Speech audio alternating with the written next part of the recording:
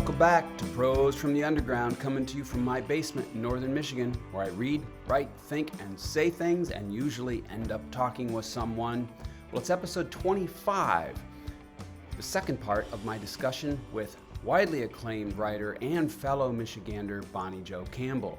I hope you'll check out episode 24 first, because this will make a heck of a lot more sense if you do. We're in the middle of a discussion about omniscient narrators. Her new novel, coming out any moment, is called The Waters and has an omniscient narrator. I left in my rather fumbly setup to this next point here, but we're in the middle of talking about the way an omniscient narrator can give voice to an entire community. So that's where we're going to head. Before that, though, I want to give you just a few seconds of some early acclaim for her new novel, The Waters. Hope you enjoy.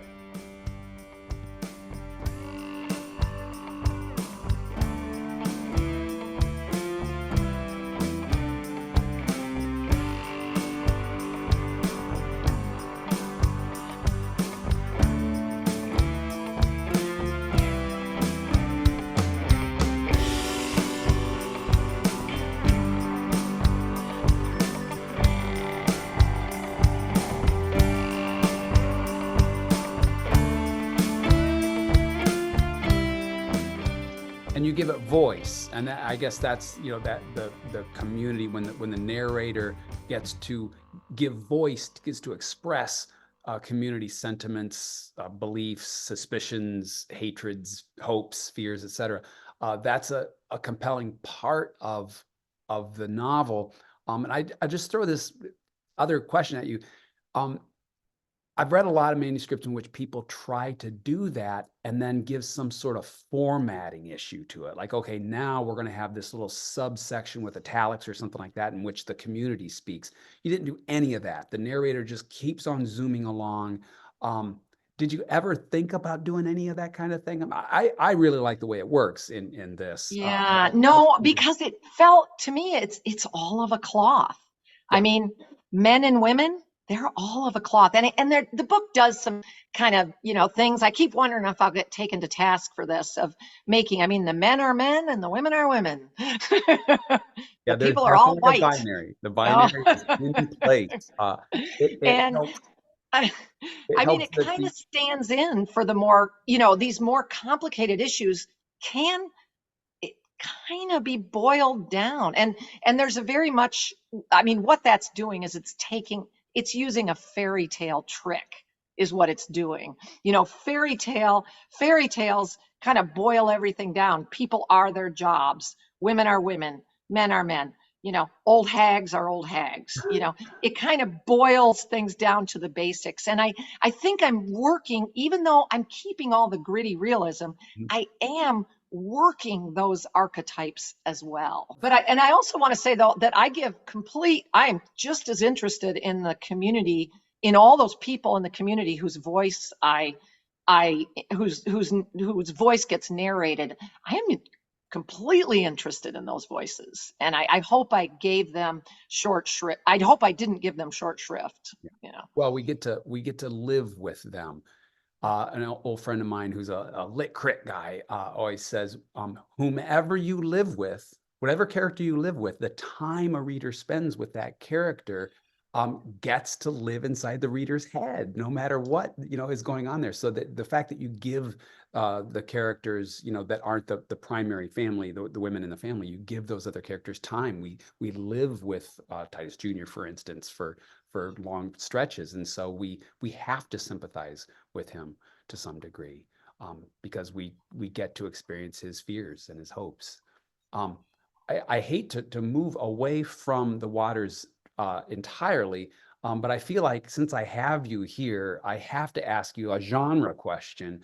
How can you help us make the distinction as writers between short story and novel? How do you know when you've definitely got one and not the other, or have you experienced one starting off one way and then thinking, oh no, I have this other thing on the hook? So give us some wisdom about. I know it is the thing, isn't it? Like, are we short story writers or are we novelists? I always say that my novels are failed short stories. Nice. Because like I go in there, I probably write more like a short story writer. That's my gut instinct because, like I said, I start from a compelling character who's in a difficult situation, Yep. and that character embodies a landscape and a I mean, embodied in this is a landscape and your favorite thing, yearning. That's all in that package. So if you have a tight little package like that, you've got enough to propel yourself usually into a short story. And that's usually what I start out with. And so if it starts not wrapping up after about 20 pages, then I know I'm in trouble. It's like, oh man, looks like I've got a novel. And I always thought I was cheating. My other two novels, I sort of felt like I was still a story writer, because my first novel, Q Road, was told in the point of view, you could say it's omniscient, but it's told in the point of view of the different characters. So that's that milder form of omniscience. And I sort of thought of each one of those voices as a short story. And then in Once Upon a River, I sort of thought of it as an odyssey. So I thought of those different sections of the book as almost as short stories. So, but this one I couldn't do that. This one is definitely a novel, and it definitely is. But I still have that problem of writing like a short story writer, meaning I move organically forward. So I have my character, and then I have my situation. So I changed the situation to make it the best situation for my character. I move the situation ahead, and then I'll change my character to make my character even hotter in the situation. So I inch my way forward. And that's a really slow way to write a novel. And I don't advise anybody to do it, because what you have to do then is impose, because I wouldn't outline for my life. But what that means is I need to get the architect. You need architecture in a novel. You have to have architecture. You have to, a novel is, a short story is a night at the bar. Give me some laughs. Give me a couple compelling anecdotes. Let some stuff happen. Or it's a date, give me a good date. As long as the conversation is good, the language is good, I'm with you. But for a novel, it's more like a marriage than a date, like you are in it for the long haul. It's also a journey. So a journey people have expectations of. The beginning of a journey is an exciting thing. Promises are made. You have ideas about the journey. Things start to happen. And in the middle of it, you better be so darn absorbed in that journey that you are not wanting to go home. In the middle of that novel, you're not wanting to put it down. And then at the end, this is the hardest part. At the end, it all has to mean something. It has to mean a lot.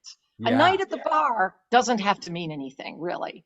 It can sort of, I was going to say, all that stuff at the beginning has to fold forward and suddenly bear all kinds of. And I believe that every line has to add up. Every damn line, every damn sentence in that thing. I think a lot of the best writers do it unconsciously. They just, I think they somehow have giant brains and they already know what the story is, even if they think they don't. But for me, I have to feel my way through. But yeah, at the end of it, you really have to feel you have been on a journey. And there's a couple of special problems for novel writing. One of them, well, both of them are that you are related to the fact that, okay, you may sit down and write a short story beginning to end, then go to bed. You don't even have time to question anything. But in a novel, people are reading and going away and coming back, reading and going away and coming back. They're bringing the world with them into the novel. So they have time to ruminate about your character. Okay, I had a short story family reunion about a girl who gets molested by her uncle and gets revenge. And then I used that work later in a novel, at the beginning of a novel. I said in the thing, the girl didn't go to school. No big deal. She didn't go to school. Story's over. When I put that in the novel, suddenly there was time to think, well, if she's not in school, what are the social workers saying? Aren't Yeah. there social workers coming to the house? And is she really not at school? And, I mean, it just became more complicated. There was another scene in Once Upon a River where, and then this is the other one, that in Once Upon a River, there's a deer that eats a bird. Okay, that happens. It's Okay. a real life thing. Deer Crazy. eat Right birds. into that? Okay, good. Deer eat birds. They do. There's even there's video of it. You can find it.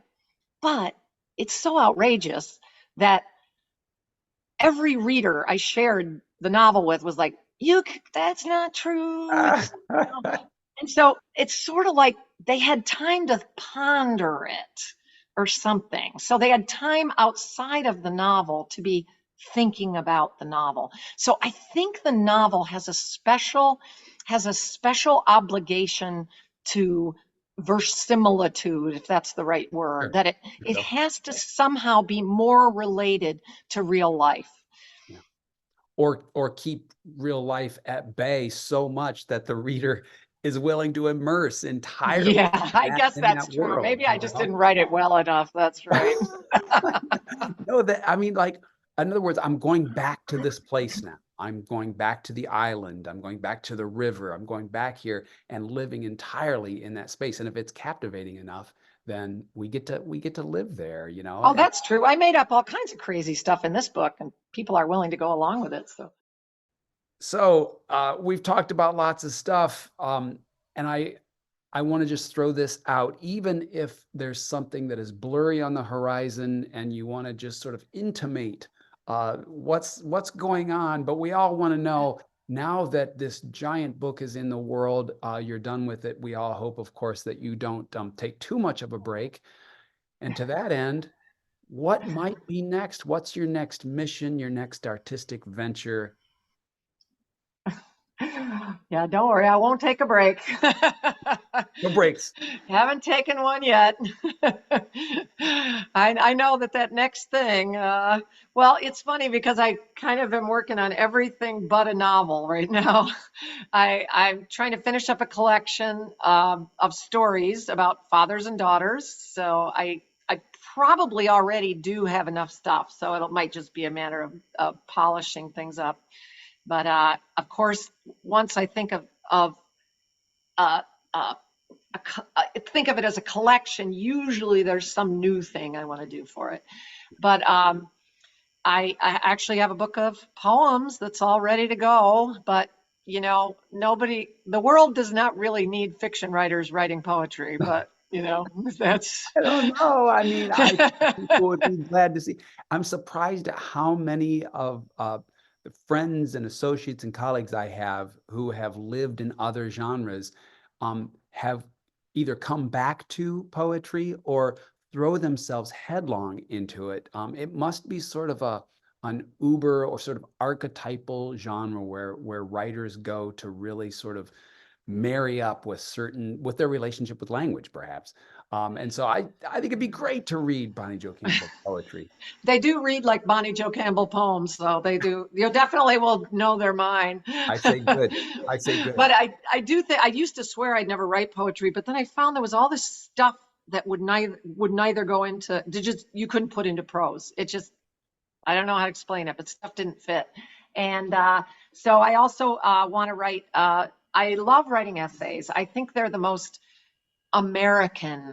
They're the most American form is the personal essay. And you know that because when you teach freshmen, that's what they write best.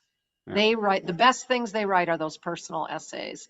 And so I really like that form and I have a lot of them. It might turn into, it's my way of writing a memoir, I guess, is to write those. So I'd like to do a book of those, but I do want to figure out what novel to write next. And I like to be working on everything at the same time. So I'm kind of, I have the ADHD, so I like. I want to underscore that because I have friends who sort of say that apologetically, like they have too many things going on and they feel like they need to be in only one, singular mission. That sort of the myth of the writer doing one thing and nothing else, not even eating for years at a time. And so I want to take what you said as license to all of us to say, look, you can have various projects going, and it might even be a kind of stimulative process. And you won't get writer's block. Yeah. Because you've got all that stuff going on, Yeah. Good. But as far as the next thing that might be, that the writing world, you always want to have a novel, though. That's what I always say. You always want to have a novel in the future, because maybe then you might make a living, that old thing. So I hope to figure it out. And I do actually I have drafts of a couple of novels, one of which would be a continuation of this novel. But wow. I don't know if I want to do that, because having a draft of a novel is very different than having a finished novel for me. Good. Well, that's really exciting. So at the least, we know we've got personal essays on the horizon, a collection, Fathers and Daughters, coming. And I agree with you completely. A personal essay collection is a great thing. And I kind of think of it as stand-up comedy for writers. It's you and a microphone. That's it. That's the genre. Maybe it's a thing where the genre sort of brings the writers, fully into the foreground of the stage, and we get to see, okay, now what do you think? And I say you've written enough stuff that you've earned yourself a place at the front of the stage to just get the microphone and yell at us. I'll look forward to that. And hey, a lot of essay collections do perfectly well in the marketplace. Bring it on. Bonnie Jo Campbell, thank you a ton for being on Prose from the Underground. We will all, of course, be reading and talking about The Waters for, I hope, a long time, and I hope that the readerly world accepts it with open ears, eyes, and arms. And when the next thing comes out, I hope you'll come back and say stuff at us. Aw, thank you so much. Thank you so much, fellow Michigander. Right. Take care. Bye-bye.